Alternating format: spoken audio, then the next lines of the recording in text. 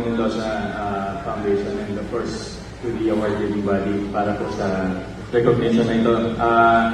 Hindi ko po ito sasarilinin dahil marami po kaming parte ng pelikulang 5 Breakups in a Romance. So, nagpapasalamat po ako first and foremost po to GMA Pictures, Cornerstone Studios, and Myriad Entertainment.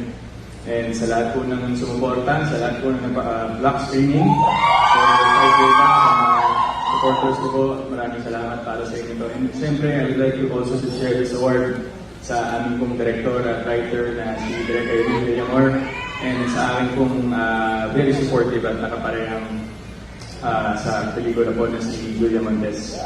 Para sa ito pa, Direk, and maraming salamat po. I didn't expect na more than a decade of my career na magkakaroon po ako ng recognition when it comes to the box office.